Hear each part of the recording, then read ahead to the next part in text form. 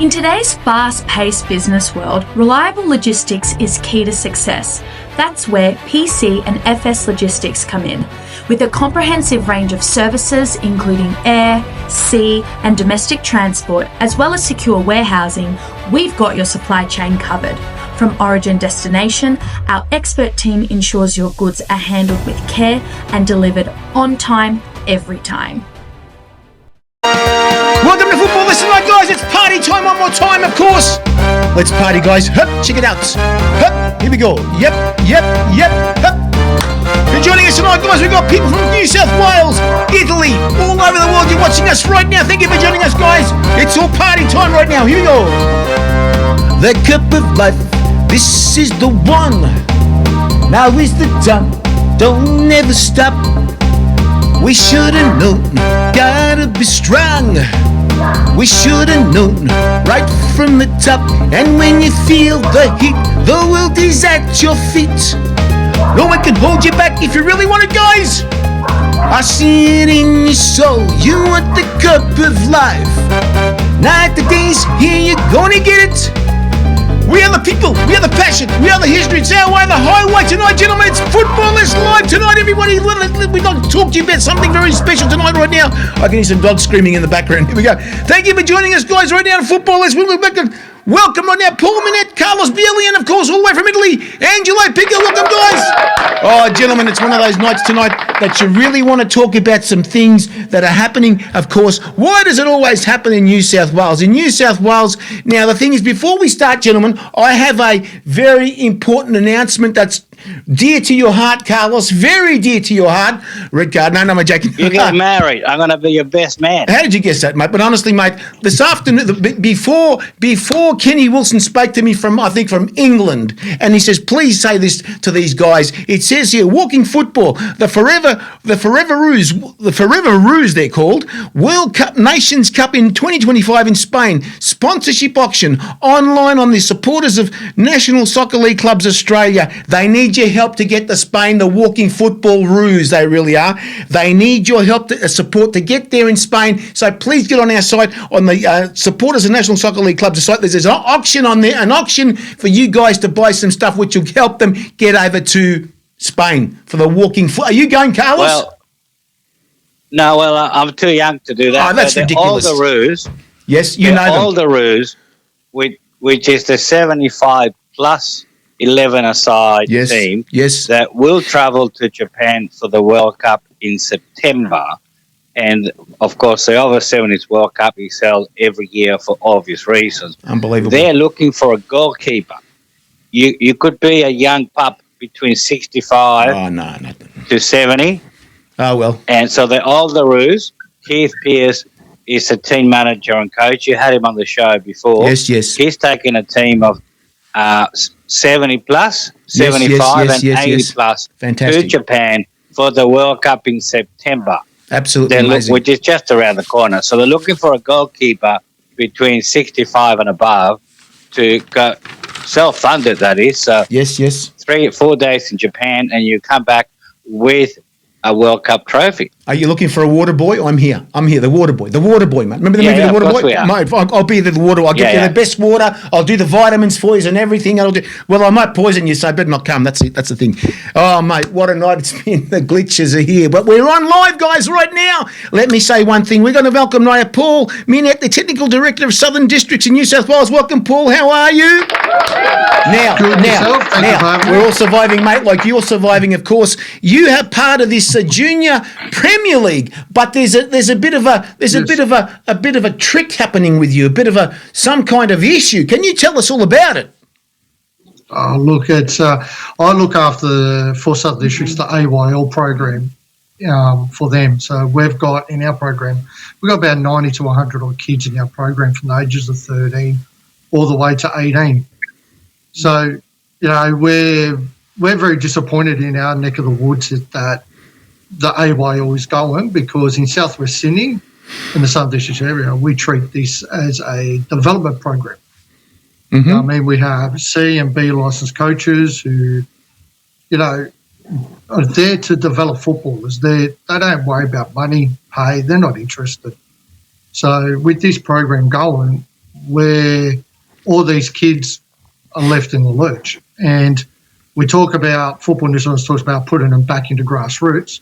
But as I speak to all the parents and the ones that don't make an NPL system, they're like, we're done with soccer. They're not going back down to a community football. So me now sort of joining the JPL league is I'm trying to entice them to find clubs and be a part of that journey. So how's it going at the moment? I mean, I want to talk to you about Football New South Wales. You've had a few little issues with them. What are the issues? Yes. So when they first announced it, I don't speak on behalf of some of these, just speak of myself and my interactions with the Football New South Wales. We tried to save it. We had a lot of high-profile people, even from the A-League, try to save this program because we find it so valuable, especially in Southwest Sydney, to all the kids that fall under our banner, to give them that next level of coaching and that pathway into NPL. I don't tell them it's a pathway. I say it's your pathway where their football journey is going to go. And with that, Dom, we seek the help of all these A-League people to help save it. And I had Football New South Wales called a meeting. A representative spoke to me, and funny enough, someone gave him all the copy of all my private emails. Yes. Talking to the associations and all that.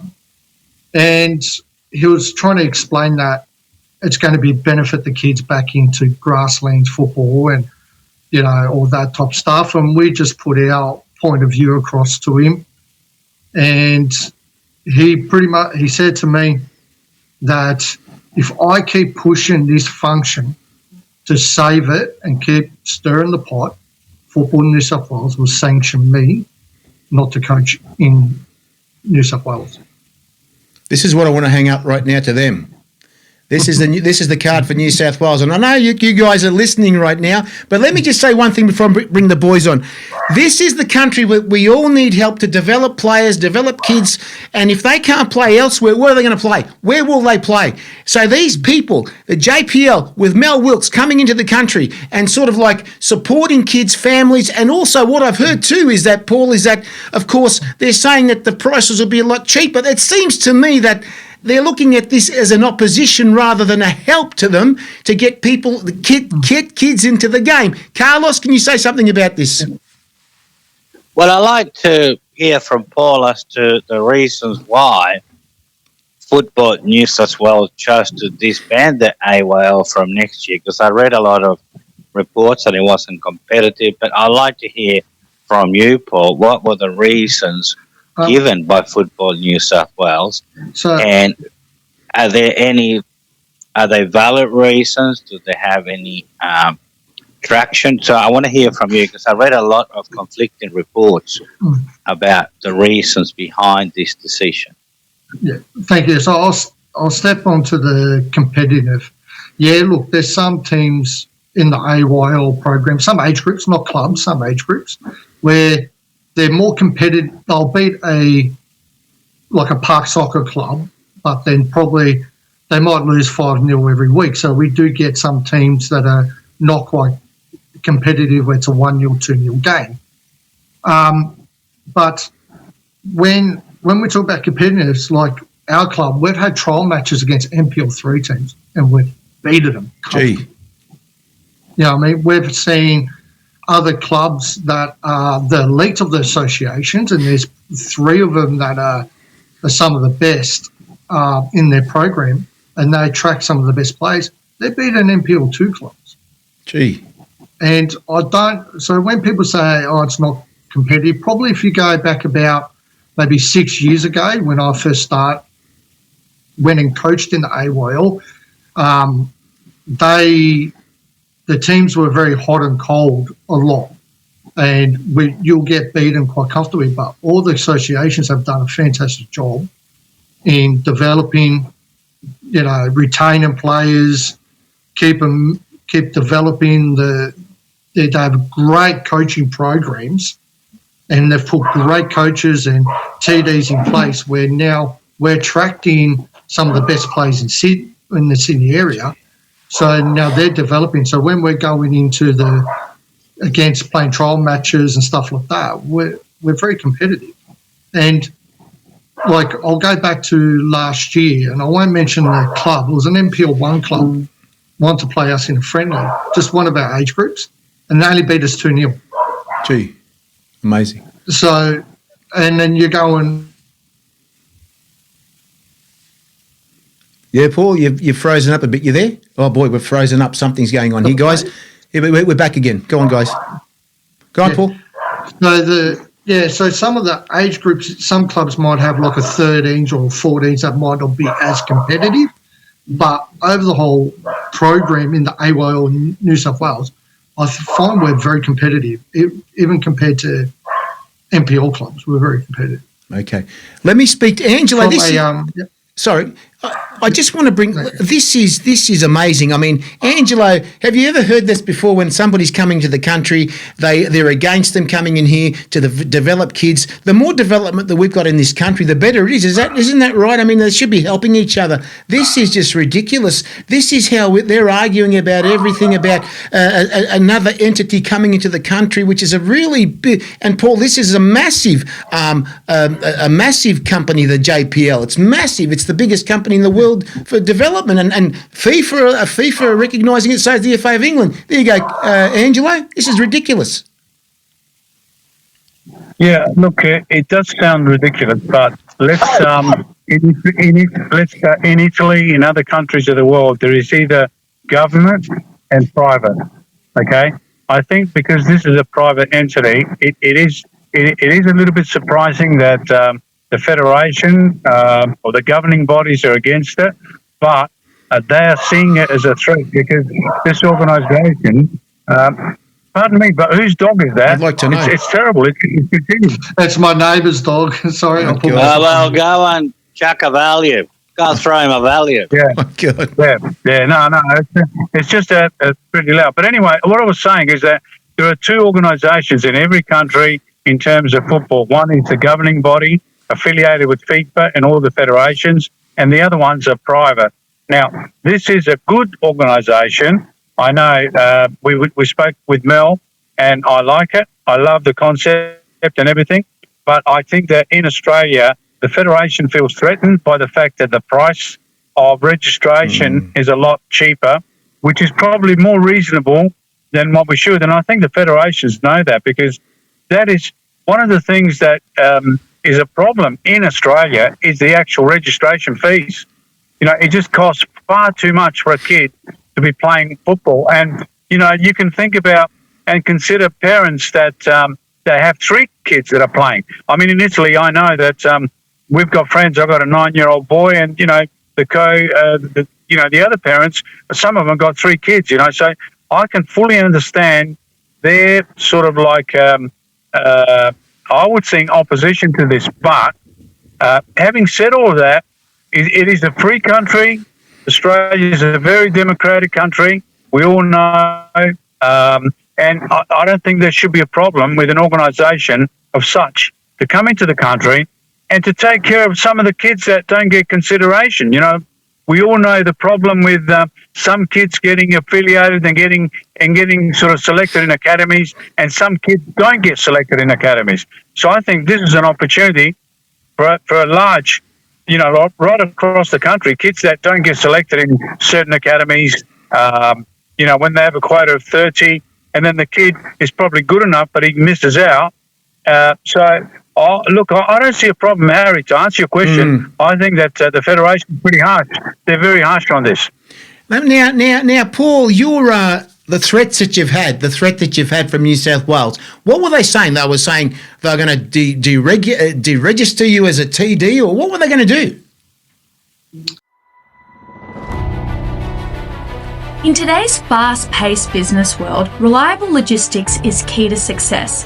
That's where PC and FS Logistics come in. With a comprehensive range of services including air, sea and domestic transport, as well as secure warehousing, we've got your supply chain covered. From origin destination, our expert team ensures your goods are handled with care and delivered on time, every time.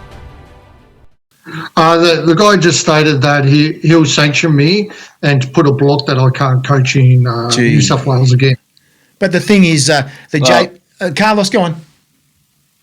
I'm sure that someone like Blackburn and Blackburn lawyers or Shine lawyers would love to take this test case as a restraint of trade, because under the Australian Constitution, you cannot stop anyone from working in their profession. It's like restraint of trade. So I would love you to be the Uber of football. And I think this is what needs to happen. The JPL, it will be like Uber. When Uber comes in 10 years ago or thereabouts, no one was suspecting it. There was resistance. Yes, there was a lot of heartbreak. But at the end of the day, we now have a choice. And I think the JPL is like to be the Uber of football, when they are a model that will disrupt the establishment. And someone like you, Paul, needs to be the flag bearer, perhaps take the hit and take them on to open a pathway for future generations. So I'm sure Shine lawyers would love to take a pro bono case on a restraint of trade. Now, Carlos, you're flexing a bit of your law degree here. Of course you are. Yeah, look, because it's ludicrous that, as Angela said, they should be working side by side to achieve the best outcome for everyone in the game, not trying to undermine and with threats. There's enough room for everyone in this country. There's room for JPL, there's room for, PPL, whatever it is. Yes. The more game we have, the more clubs, the better. We do have an issue with grounds, so I'm not sure how we're going to accommodate an extra 40 teams in the JPL when suburban grounds are at capacity, and training is difficult in each day of the week when people get a little patch of grass. But that's a conversation for another day. Exactly. Now. One of the things, Harry, one of the things I wanted to add, that Carlos made an excellent point. I think that Paul can really take them on. Take the federation on, because when you look at Australia, I can tell you it does not happen in Italy. If there is if JPL was to come in Italy, there'd be no problem with the federation. I can assure you, 100%. And that is because Italy, like England, Germany, Spain, France, and so on, they are professional countries, and football is so big that they're not going to deny a kid an opportunity to be ambitious, all of those beautiful things that kids think about. Because in Australia, we've got so many kids participating. We've always boasted about having the most participation in the sport and so on and so on. And now there is an organisation wanting to come to Australia and just, give those kids an opportunity at a lower cost. I think that Carlos is 100%. I really love what Carlos was saying. You can really take them on. Exactly. And this will be a big case. It'll attract big headlines for sure. History maker. And let me just say, Paul, in Victoria, there are that many. There is a competition here, and it's an academy competition, just for academies. And the Football Victoria got no problem with that. So really, what you're saying is a JPL is really an academy itself. So what? And there are other academies in New South Wales. Is that right? That have got their own competition. Is that right as well? Yes, but I think the test is the JPL is going to run in line with the New South Wales NPL competition, where the academy leagues are in the off season. Yes. So okay. I think that this is going to be a big test to see what traction. Let me tell you some of the academies have got their own competition happening in Victoria as we're talking. It's happening right now, and I can tell you, Football Victoria aren't complaining or anything. They're working with them. Even Football Victoria had their own academy. They stopped it this year, and I'm sure that Mel is actually working to try and get these kids as well, because they've stopped the academy in Football Victoria. Now, you're the representative of the JPL now in New South Wales, is that right? That's correct. So what are you doing now for the JPL as we're talking? So now, what we're doing now is trying to reach out to clubs. You know what I mean? So what I was trying to do is reach out to the associations, the 10 associations across Sydney that are affected by this AYL. You know, jump on board onto the JPL and try to, get teams involved. And then we're speaking to a couple local clubs who have a great development program for footballers, where the competition that they play in is grassroots, but it's not strong enough. So they want to put their elite teams into that. So we're talking with them and just trying to work out bits and pieces about how the competition is going to run, the amount of travel that's going to be involved, and possibly host like a game hub. So every week there'll be a different game hub across Sydney, and we've had a couple academies also reach out to join this league. So we're just working, crossing our T's, dotting our I's with them, and letting them have a voice as well to see what they think, because a lot of them have come from the Football New South Wales program and are not happy, and so we're just listening to them and what their recommendations are as well, and hopefully we'll get it on board. Carlos, can I play devil's advocate? Please. Yeah. My understanding of the youth leagues and AYL is that they take the creme de la creme from the local clubs, or the clubs itself take the creme de la creme of the 13s and they make an elite team. And the association football suffers because the best players have gone out to the left. We are left with the dregs. I was an ex-school teacher. Selective school took the creme de la creme. We are left to the deadbeats. So isn't the other argument that by grassroots football, getting better players coming back to their clubs and play association football, that would actually lift the standards, because you need people to inspire other people to do better. And if la creme de la creme goes out, you're left with the deadbeats. Your thoughts on that? My thoughts is, and this is just going on as my oldest boy, who's been part of all this type of stuff, and he's back at grassroots. It is, when we talk about kids going back in, so I've got 90 to 100 kids in my program. So if they go back to all our association clubs, we've got probably about 40. So you spread them across, they're not going to really, in my opinion, do a big impact. But I could be totally wrong on that. That's just my thought. But I've got players now talking that if they're going to go back to grass, let's all stick together, go to one club. So now they're not going to be spread between them. It's just going to be one club, suck it up, the best players, and then they're just going to dominate that competition. So I think then it's going to be unfair to the other kids. But then I've also been speaking to my parents about the JPL and all that type of stuff. So we've had meetings the last couple of weeks, and we've got meetings with the players on Thursday night. And all the parents are like, we're not going back to grass. We'll just pull our kids out of soccer. Gee. We're not going to have our kids coached by a dad. Now, that's very harsh, because that's harsh. That's a bit harsh, because dads do the best they can, and at the end of the day, football is about repetition. And it's like, take the free kicks that Messi and Ronaldo takes. They practice that 1,000 times over. So you can have the best coaches, but if you don't go out on your own and put the hard yards, coaching alone is not going to make you a better player.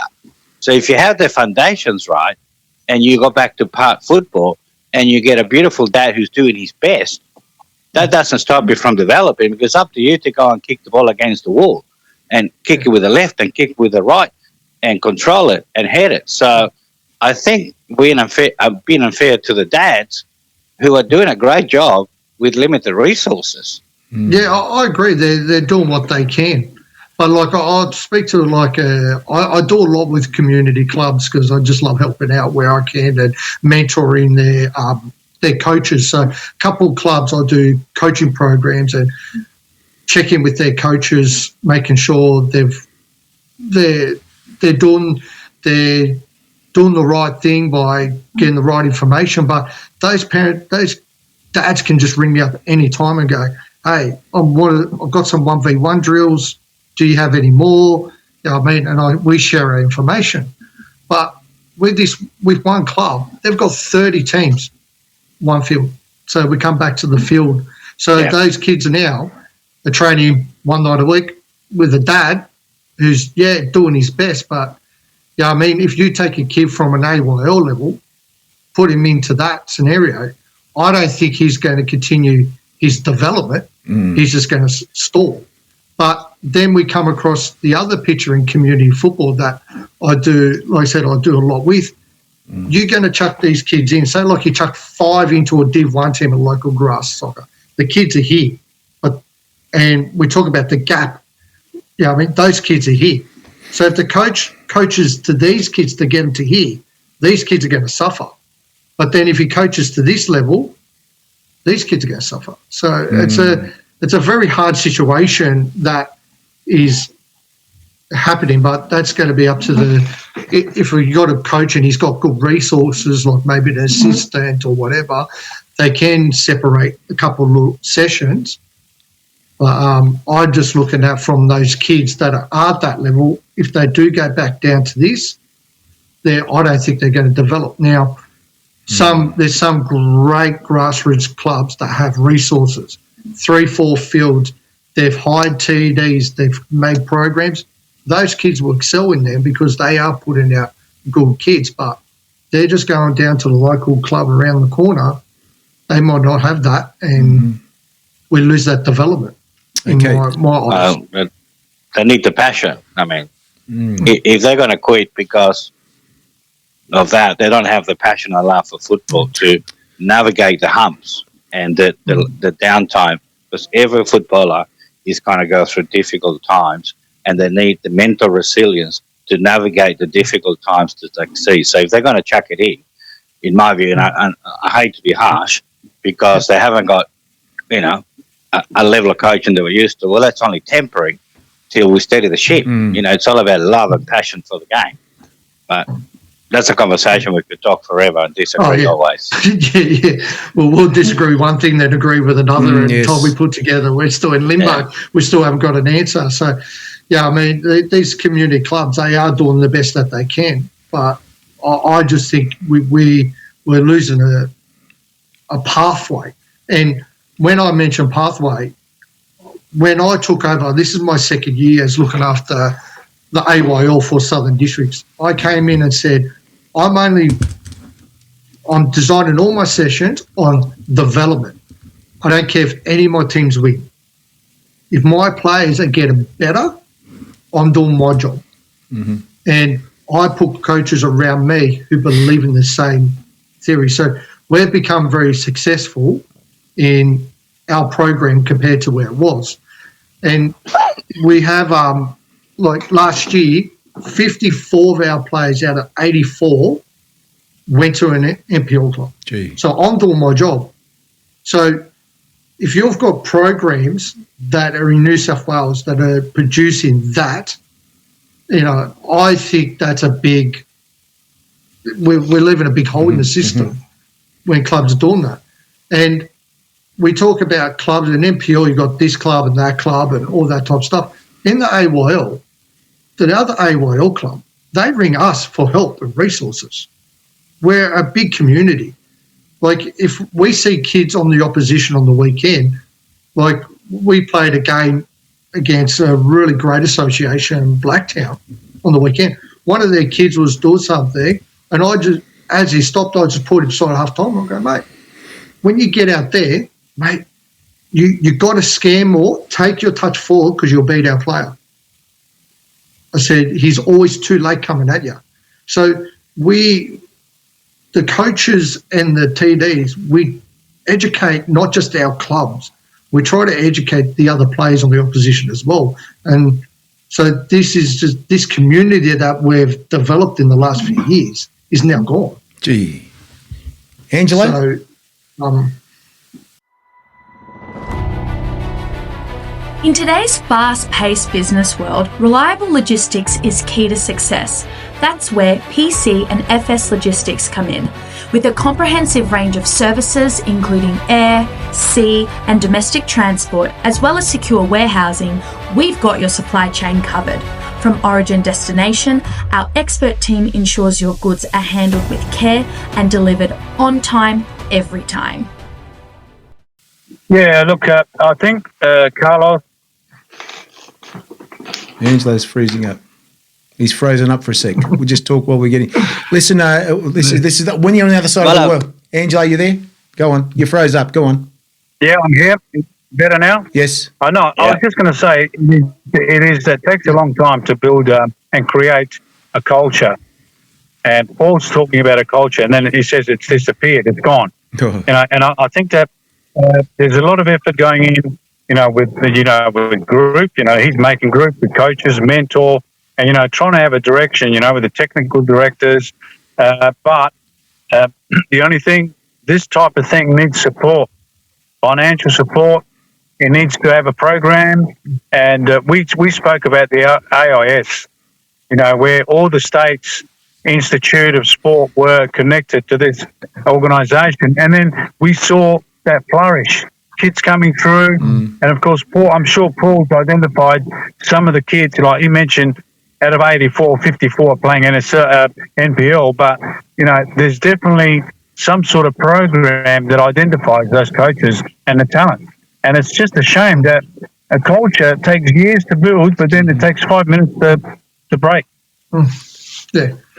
And, we look at, and I'm only going to speak about my coaches here who are great people. We value these kids. This is our passion. I'm away from home, 5-6 days a week for these kids. And not just that, you walk down into our change rooms, but you look up on the wall, it's freshly painted every year. We us coaches pay for that, not the clubs, us. You look at the flat screen TVs that are all around the room, we pay for that. Then you look at, we've got exercise bikes for kids coming from injuries, and our physio helps out. We've got all that top stuff, and it's all funded by us coaches. Yeah, we get paid, but we're putting it straight back in. We're not here to take a dollar. But the good thing is now is Melvin has seen this. Yes, Melvin. My passion about development. So now we're going to take this, or I'm going to try and take this culture and this belief and put it into the JPL now. Mm-hmm. And hopefully we can build something there. I just want to ask you, as you speak about the AYL, that youth league, whatever, is that, just let me ask you this. Are there clubs specifically playing in that league, specific clubs only for that league that will now have got nowhere to go? Is there clubs like that at all there? So each association club has an AYL licence, so Association Youth League licence, and an NPL licence. Now, you look at our club NPL, what Nicky Cole built and now Goran's taken over is where we were 8 years ago. We were in the lower NPL and he's built it. So I think on the club championship point, our coaches in our NPL, we're second overall, just under, I think, Sydney FC or something like that. And so the kids in our community, they don't go from grass community football to an NPL 1. They don't even get looked at. And then I've spoken to a bunch of, over the last couple of years, a lot of NPL coaches, and they go, if kids have never played AYL or NPL 3, we're not considering them to come in here for trial for us.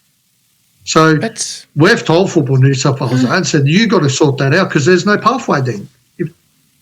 Can I just say, isn't that like discriminate? You're discriminating against the kids. You're discriminating, Carlos. That's like discrimination. Yeah. Well, coaches want to pick the creme de la creme from the best sources, and if they believe that the AYL clubs provide a good nursery for the young ones to be nurtured, they're going to go there. You know, this beautiful association clubs are doing great work in developing the youngsters, but they don't have the name and the wings behind them. So it's human nature. You're going to go to a club that has a history of developing players if you're looking for a player to fill a spot. It is just how coaches operate. Scouting do the same. Scouts go look at games. They pick the good games they want to see because they think there will be a player that player has the qualities that the club needs to fill a void. Angelo? Yeah, no, look, I must agree. I agree with Carlos on this one. You know, I really feel for Paul because I know he's putting his heart and soul, and you know, he just mentioned 5 or 6 nights, you know, away from the family. That is taxing. That is taxing on the family. You know, I know that there's lots of other people that do the same thing, but I feel for Paul because right now he's being penalised by the governing body.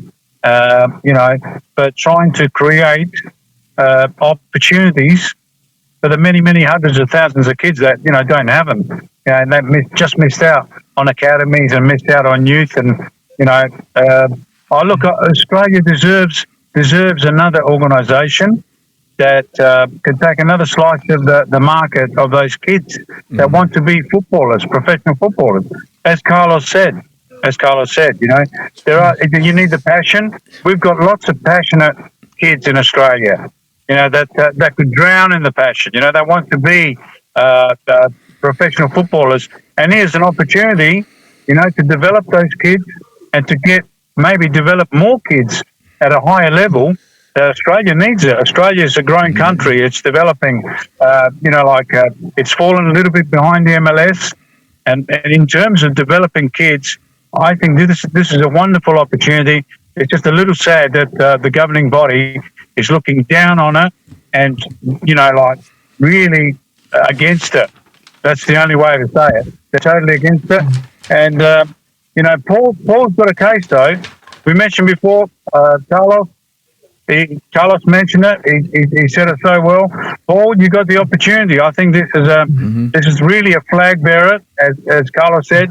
You can take them on because if they're going to take away something that you worked so hard for, and you know you're doing it for a good cause, I think it's totally unfair. It is. Thank you. I'll just say now, one more thing, Paul, before we let you go, is where are you at now in New South Wales with the JPL? Has some clubs come across? Have they come across? So been speaking to a few clubs and they're concerned that what they've told me, and I actually, and again, this third hand from them, they said Football New South Wales has already stepped in on them. Oh my God. And he's scared them. So, oh my God. I'm trying to work. We're working with them. Melbourne's also. We're getting some ideas from the JPL from Melbourne and our operations manager Chris and all that to really still support these clubs and create a different identity. What I've done is I've actually just, and I don't want to do it. And I because I believe it. Like I watched your last show. Academies, they're not regulated. They can do what they want. They're not regulated. But for me to keep development. To keep that development, I've got to create my own academy. Exactly. I've got to be independent so I don't get sanctioned. But I'd rather work with the community clubs and work for the community clubs and provide a pathway for them. When you say sanction, does it mean that your license to coach will be withdrawn or would you be blacklisted? What does sanctioning mean in your eyes? They said sanction. And he said, and you won't coach in New South Wales. So I'm assuming they'll. All right. Well, the question is, from New South Wales. The question is, it's a simple equation. There's going to be a lot of heartache, and if you're going to take them on, there'll be a massive fallout and there'll be an emotional toll on the family and yourself because they'll throw everything at you, but the kitchen sink. So the question is, obviously, for anyone. You have, you got to, it's a decision that I will assume the family has to make together because the fallout will be huge. stress will be huge. Yes, at the end of the day, this light end of the tunnel, but between darkness and light, there's a huge journey. And I really encourage you to, for the sake of the game, you could be the test case, because once the floodgate, Uber was like that. Uber caused mayhem in the industry, and yes, a lot of people suffered. A lot of people bought taxi plates in the early days and put their life savings into it. They thought they were protected for life. Now they're worthless. But this is not the Uber, but you could be the Uber of football, who disrupts establishment. And most people are afraid of change. And I have no doubt that Football New South Wales is afraid of change and embracing change, because you have to step out of your comfort zone into a new arena. And I think that's the issue. Exactly. Change. We've been doing this for so long, and it has worked. And why change it? Exactly. Well, Carlos, I just want to add something. You really made me smile a little bit on that change, because, like I can speak about the South Australian Soccer Federation. I know people have gone through and now passed away, some of the people, but, change, especially in football, right, and the federations are afraid of change because maybe they may lose their jobs. And why am I saying that? Because there's some brilliant people. There's a lot of competence out there that are underutilised. Paul's probably one of them. There's hundreds of thousands of people that want to contribute to football. They're not allowed to because someone's holding the seat there in the little lounge, and they're afraid of change, as you said, Carlos. And I think you know what I'm talking about. And this is why the game is where it is in Australia. Exactly. Very, very healthy. Angelo, you boys are gone. Something's wrong with the signal tonight, guys. I'm just getting on right now. The They're coming back. Then we've got the registration of kids. Registration of kids, big concern. We are. There's no change does not make progress. Exactly. That's what happens.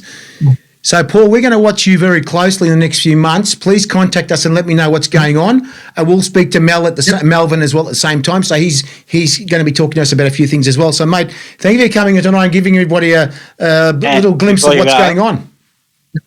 Paul, can you give your contact number to Harry? Yes. And for you and your permission to pass it on to me? Yes. Because I do a radio show on Saturdays called Planet Football. And I would love to have a slot with you and give you a once a month slot, so you give us an update, because there'll be a lot of water going under the bridge between now and next season. And, and the 55s are looking for a technical director. So if you want to come and coach 55 this Saturday, we need your guidance. Okay? Sign me up. There you go. Okay, Paul, thank you. And all the Roos need a coach as well. Okay? No worries. Thank you. Thank you, Paul. Thank you for joining us. We're gonna talk about something right now. If you want to hang around, Paul, it's up to you. You want to listen to some stuff that we're doing, and maybe comment on it. Now, a week ago, everybody was sort of like watching social media, talking about some certain club or Western United. I've got some breaking news tonight for you guys out there. Well, the thing is, I have spoken to someone at Western United Direct. It's amazing what you can do when you got a football show. When they contact you, all of a sudden they want to know, they want to talk to you. Well, I had Western United, someone speak to me directly a couple of days ago and said to me, from someone direct from Western United, they have appealed the decision of Football Australia. There's a substantial amount of money has been put forward to the appeal, and we can only wait now and see what happens. So by Friday, we should know what's going on. But the only thing, Carlos, I want to tell you, there's more stuff here I have too. The other thing, Carlos, is that the Taxation Department actually, they made the call here. They made the call saying that they wound them up. So and you know yourself, if you wound up, can you come back? In today's fast-paced business world, reliable logistics is key to success. That's where PC and FS Logistics come in. With a comprehensive range of services including air, sea and domestic transport, as well as secure warehousing, we've got your supply chain covered. From origin destination, our expert team ensures your goods are handled with care and delivered on time, every time. Well, I mean, obviously, there's debts to be paid. And if Santa Claus comes down, or the three wise men come down through the chimney with Santa with a truckload of money, everyone will be happy. You know, I think what's the worst part of this is that the players and the coaching staff, like John Aloisi and the like, I just left holdings a baby going nowhere. This is the worst part of the AYL. All the coaches that work really hard to obtain their qualifications through quite expensive, and that's another issue for another day. The cost of getting qualified is huge. Then suddenly they don't have anywhere to go. John Aloisi and his staff, they're in limbo, and the players are not at fault. So obviously, if Santa Claus comes in with $55 million and pays the debts, everyone is happy. The tax office is happy. Football Australia will be happy. The club is technically solvent because they pay their debts. But then moving forward, we have to find a model that works better. So I think, it'd be a shame. I mean, the ramification of West United not playing in the league are huge because we go from 12 to 11 teams. We have to renegotiate the sponsorship deal with Paramount Plus because we have guaranteed X amount of games per week at certain times. So suddenly, we don't have X amount of games. So the money that we're getting from Paramount Plus, as little as they may be, not enough, will be less. The class will be less. And then if Paramount Plus doesn't want us anymore and we have to go to DAZN or whoever might want it, the value of the product is weakened by having lost a team. And MacArthur Bulls, it's another team that some Krislovich, no doubt, is bankrolling, but they're paying their way. So I think losing a team is disastrous all around, from the players involved who will be orphans, nowhere to go, no job because that's their occupation, coaching a staff, no job. Where are you going to go? Well, Aloisi could get another job somewhere, no doubt, and so forth. But the players will be the ones, the big losers here. I've spoken to someone about that too, Angelo, about the players. Apparently what Carlos just mentioned is that they all become free agents and then go wherever they want to go. And that's what the Players Association has said. They're free agents and they can go wherever they want to go now. That's the other thing. But the thing is, how can any club take them? How can any club take them now when they've fixed all their lists up for the season next season? And let me say one thing, Angelo, there isn't even fixtures put out yet for the A-League, not one fixture. So there's more problems in there. I'll say a few things in a few minutes about some more stuff I've got too. Angelo, go on. Yeah. No, look, one thing, guys, this reminds me of Adelaide United all over. Adelaide United, when they stepped in, it was 6 weeks to the league. Adelaide City fell over, the same as Western United. Adelaide United had 6 weeks to put a team together. And what did we do, gentlemen? We actually assumed all the players from Adelaide City and paid the contracts out. Now, I know it sounds easy, but, there's not enough time. It's a great story, Adelaide United, because Adelaide United was born a South Australian entity, and it was just massive. The popularity was massive because it was representing South Australia. So from a negative, it became a positive. So what Carlos is saying is absolutely correct, 100% correct. However, there is an opportunity for Football Australia or the APL, to invite an entity if they are strongly financially backed. Because what Carlos was saying was it's a massive problem for the players, massive problem from the coach, John Aloisi, signed the 3-year contract. But you know what, gentlemen? It's even a greater problem if that team, Western United, was to continue. Because that would just it would just be a band-aid job. What we're talking about is a criteria that was written by FA and the APL in that the ongoing concern, in inverted commas, ongoing concern means financial stability and also financial sustainability. And if Western United was to survive, it would be a massive problem. Trust me, gentlemen, they would need 10 million. minimum 10 million. Minimum 10 million. And if the money doesn't come from anywhere, they'll just fix the financial problems they got. They'll have problems next year. I'm sorry, but I am not sad. I am not sad as a football enthusiast seeing Western United gone. This has nothing to do with the players. No. I'm concerned for the players and the coach, John Aloisi, as everybody is. You know, we love the game. But Western United, at the end of the day, was just a lemon. It was not a team that deserved to be in the A-League. They really didn't grow. They really didn't do anything, really. Okay. They won a title, but then they didn't grow after the title. No. So to me, I'm not saddened. Okay, now I've done some research in the last few weeks, and Carlos probably heard me about this on Saturday as well on his show.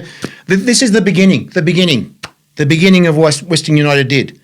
No home ground, going to Geelong, Ballarat.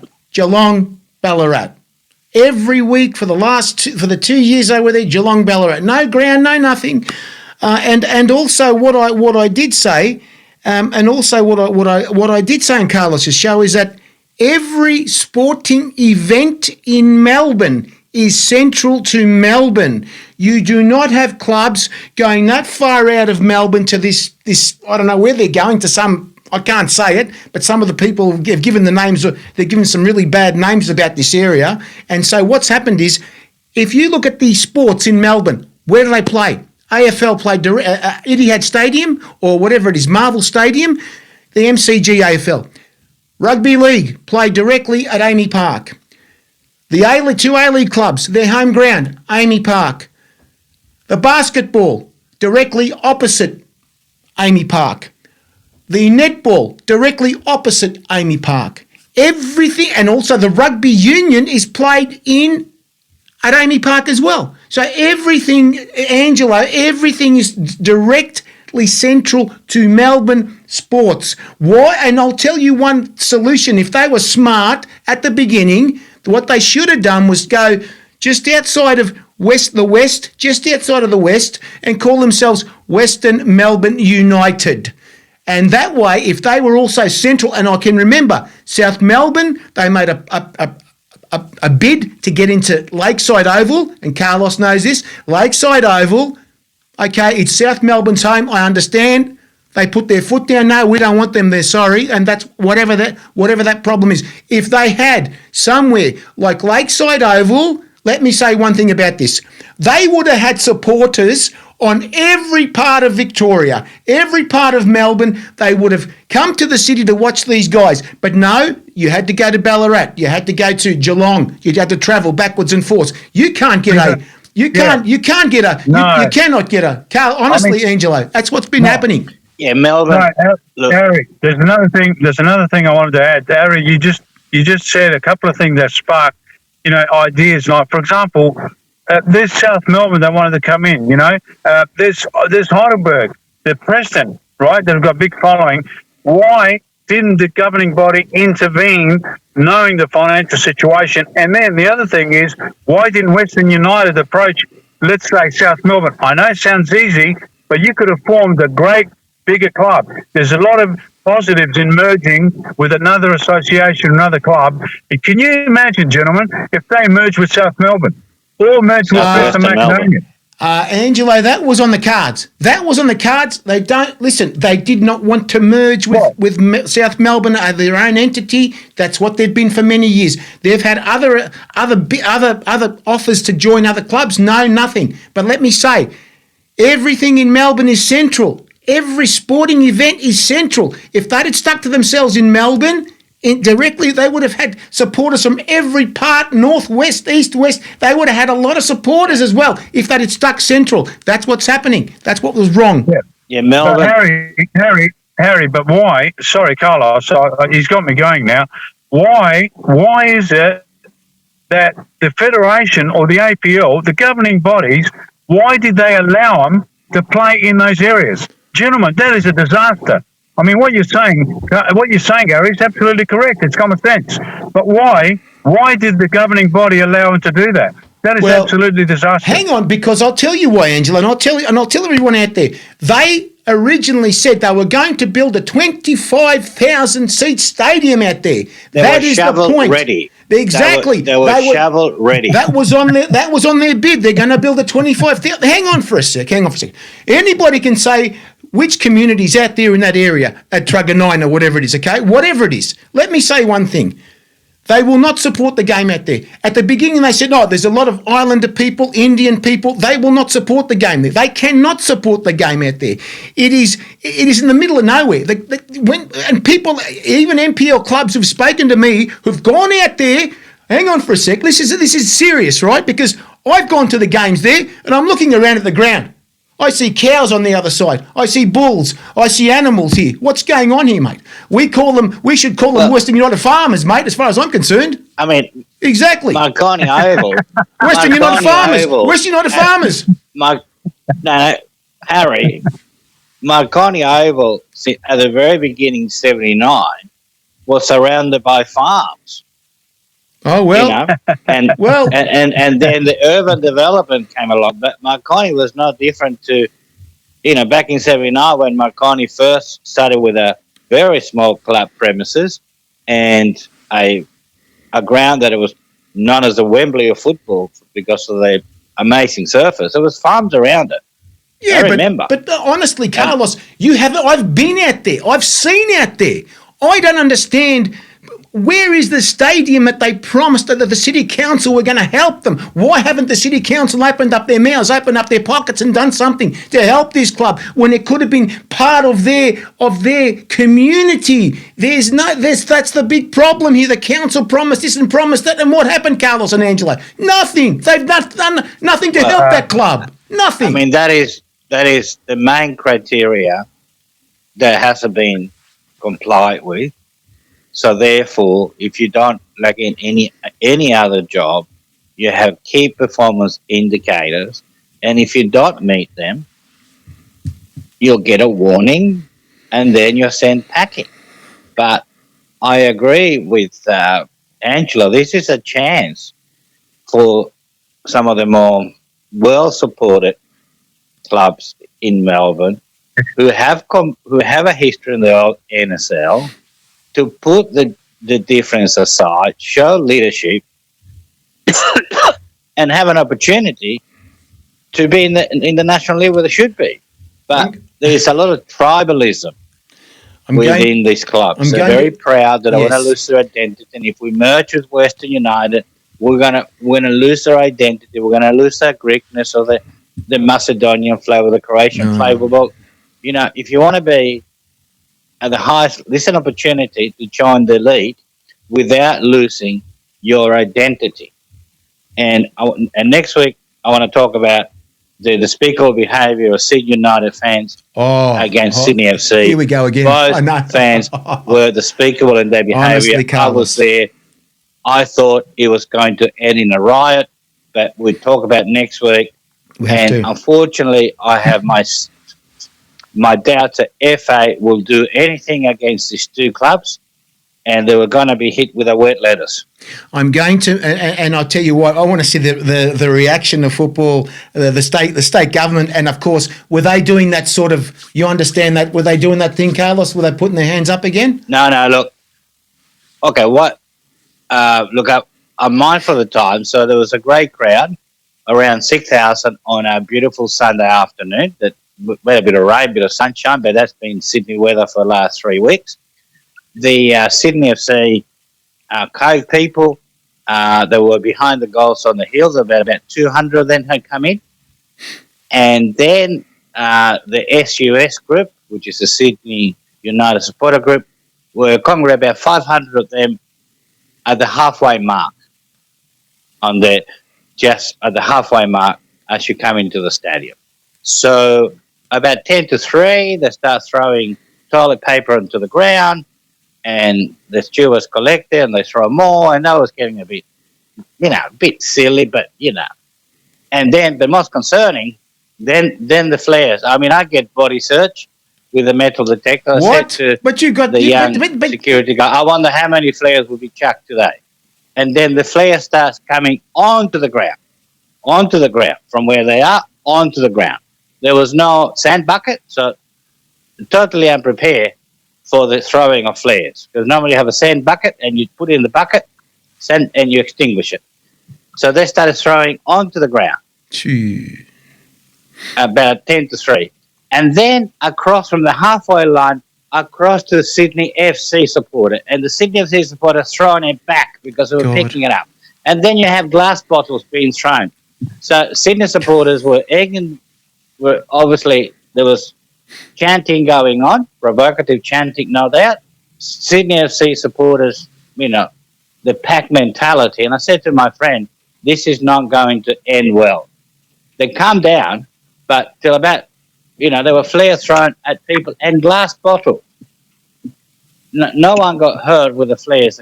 So it was, the football was great, but that was overshadowed by the moronic behaviour. And then I'm in the grandstand where the corporate boxes were, and I spoke to a former president of Sydney United, who I play soccer with. Oh, gee. And I said, you guys know who the troublemakers are. Why do you allow them in? Because the NPL, they watch the NPL, and there's about 100 of them. Always. Because homophobic chants, you name it, they're vile. And I said, Nicola, you know who they are. Why do the clubs let them in? I mean, the game ended with no incidents. We were lucky. But the amount of flares thrown to and from and glass bottles, this has no place in our football. If you want to throw flares, let it be controlled so that someone is in charge of the fireworks. But they're banned. Full stop, they're banned. They can't do it. It's banned. Well, they're not banned because there's about 50 flares being thrown, Harry. How'd they get them in? Nothing's going to happen to Sydney United. How did they get them in? Because they get hit with a wet lettuce. How'd they get them in? That's what I'd like to know. Sydney FC should be fine, so does Sydney United, but they will be hit with a wet lettuce. I mean, the thing about this is that this has been going on since last year. Was it Western? Didn't they play Western? They played Western Sydney Wanderers last year. Was it in the Australia Cup or something? And I know, but weird. It's time for leadership. It's time to say enough is enough, and we need to say the true football fan do not chuck flares at random into a crowded area. Sorry, that is moronic, because you don't know who you're going. I mean, the English police now have new pepper spray. That is the DNA spray. So you get pepper sprayed on your jacket. That leaves an invisible mark for 3 months. And if you're picked out to be the troublemaker, that jacket or hood that you'll be wearing gets put under ultraviolet light. Says, right, you are the one that chucked the first layer. You are the first punch. One-way ticket to the slammer, But let me say one thing, and of course they played at a Densor Park, so then I'm thinking to myself, couldn't they play that at the Sydney Football, some other stadium there, neutral stadium? I mean, The Australia Cup, by tradition, the smaller clubs get to keep the gate, and it was a big day. All the corporate boxes were sold and everything, and they deserve to play in the home ground, because that's where home is. And Densor Park is a decent ground. I mean, showing his age, but it's decent. Okay, that's the thing. So grass, bits and pieces, but it's okay. It's a beautiful ground with history. Yep, and Sydney United has some proud history. They should be able to host the big guns at home, but there's no room for such idiotic behaviour. In today's fast-paced business world, reliable logistics is key to success. That's where PC and FS Logistics come in. With a comprehensive range of services including air, sea and domestic transport, as well as secure warehousing, we've got your supply chain covered. From origin destination, our expert team ensures your goods are handled with care and delivered on time, every time. I just want to mention before we go tonight, and thank you, Paul, for hanging around too, is that on last Saturday night, Carlos, during the day we spoke on your show about me going to that game, of course, Heidelberg United versus South Melbourne, of course, and the doc. You made it back. I made it back. I made it back. All right, let me tell you. I tell you what, mate, that game at the home of the Matildas, and I keep telling people, get out there and have a look at this place. And I don't know whether the finals will be there this year, but that was an absolutely amazing final. They didn't have any football in Victoria on that day, so a lot of people turned up to watch that final between South Melbourne and Heidelberg. It was the most. And the score was 2-1, 2 to South Melbourne, 1 to Heidelberg. And, of course, the game was an amazing game, Carlos. It was like fast going, attacking. It looked like the old NSL games, fast and attacking game. It was an amazing and game. The women's? Women's, well, the women, of and course. The Nike Cup? The South Melbourne won that too, by the way, on penalties, by the way. Wow. So South Melbourne got the double. South Melbourne's on a roll. They're on a roll. I know that exactly. They need to go Southwestern United. Hey. Southwestern United, really. Now, Paul, you're do you support one of the A-League clubs, of course, in New South Wales at all? Nothing? Really? No. A-League. I'm a Wollongong Wolves supporter. Oh, okay. Yes. Supported them as a young kid, mate. But back in the old NSL days as a young kid, like I'm in my 40s, just watching Wollongong. That was my club. So I like watching them, and I'm very big on the NPL. So I like watching our SD Raiders community play. You know, they did so well this year in the Australian Cup as well, and they went down to MacArthur Bulls. But yeah, I rather go out and watch Rockdale and Marconi have a play on the weekend than to watch the A-League. I find the atmosphere's better. I find it's a fast, like you said, the fast-paced football. It's great. I just really enjoy that. NPL is different. And watching the youngsters, watching those new under 20s, because I'll go watch the 20s and the first grade, watching the new 20s, these young kids that in 3-4 years' time might be in the A-League or represent Australia, mate. I can't beat it. I love watching it. That's amazing. So we want to get onto Carlos's show, get on there, and we want to hear some more stuff about what you're doing. We'll get you on again. We'll speak to Mel again in the next few weeks. So when do you think that the JPL will start on time in February? Do you think they're just about ready to go? Look, we've still got a few things to sort out, especially here in New South Wales. Yep. We have a few teams that are dedicated. It's more about now trying to get the teams to say, hey, look, you know, we've got your back legally and everything as well if Football New South Wales comes at you. But look, we're working on this, putting all our heart, soul into trying to get this going. So, you know, we're on track, and hopefully we see this flourish in the next year or two. That's fantastic to hear. So let me say next week, now everyone right now, we go back to Monday next week, Carlos. We're going to Monday back because you're going to be on a certain show in the next few weeks on the Channel 31 stuff. We start on Channel 31 in a few weeks, guys. That's on the 4th of September. Boy, we're looking forward to that. We're going to have a lot of things happening. We're going to have some hosts in the studio as well. This is happening. We're going on TV on the 4th. It's fantastic. Good news, Angela. Of course, you'll be coming on for some part of the show as well on Channel 31. But we don't want to get you up too early in the morning because this is pre-recorded stuff too, by the way. So we're going to have to work out a few things how we're going to get you on there too, but we'll still be doing the Football Less show. The other one, of course, we're trying to do that every second week live in the studio here as well. So thank you for joining us, guys, tonight on Football Less. Thank you for joining us, gentlemen. And of course, Football Less next week's Monday night, guys. Thank you for joining. Thank you, Paul, for coming on. And of course, Angelo, always nice having you from Italy, of course, guys. And everybody joining us tonight, thank you for joining us, guys, on Football Less. Don't forget, we're back to Monday night next week at 8 p.m. The return of Great Scott. It's Kenny Wilson. Wow, he's back again, guys. The idol of the show, they call him anyway. Let's do it right now. Check it out. Pivots.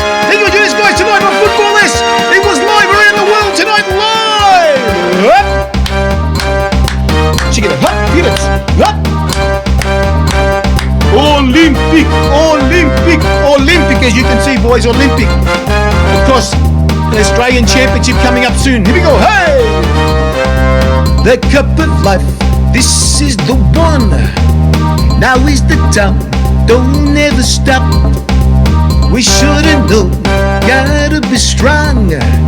We should've known. Right from the top. And when you feel the heat, the world is at your feet. No one can hold you back if you really want it. I see it in your eyes. You want the cup of life. Night the days, here you're gonna get it. Do you? Thank you for joining us tonight, guys, on Football West. We are the people, we are the passion, we are the history. See you next Monday. Thank you, guys. Thank you.